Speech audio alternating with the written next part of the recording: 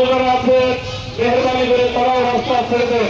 সকলের প্রতি বিনয়ের অনুরোধ, আমরা হত্যার শেষ পর্যন্ত রিমন প্লেকার্ড গুলো তুমি নিজ দায়িত্বে গ্রহণ করো। সকলকে আমরা আজকে মানববন্ধন কর্মসূচিতে অংশগ্রহণ করা জ্ঞাপন করেছি। ছাত্রলীগ, যুবলীগ, স্বেচ্ছাসেবক লীগ, আওয়ামী লীগ সহ সুন্দর ফুলটা ধরে গেছে, গাছ কিন্তু আছে।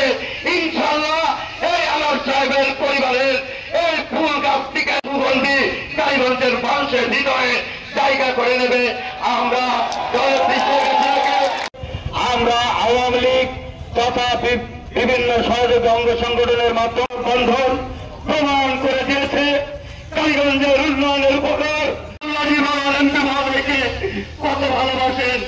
আজকের এই মৃত্যু নিয়ে অনেকে অনেক মিষ্টি হাসি দিচ্ছেন।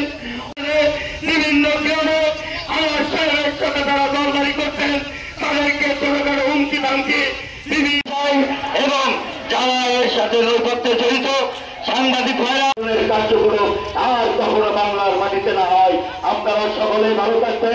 পক্ষ থেকে কৃতজ্ঞতা প্রকাশ করে আগামী দিন আমরা যে কর্মসূচি দেব সে ব্যক্ত করে উপস্থিত সকলের দীর্ঘায়ু সুস্বাস্থ্য কামনা করে আনোয়ার সাহেবের দোয়া করে আমি আমার বক্তব্য শেষ করছি এবং আজকের মতন এই মানববন্ধন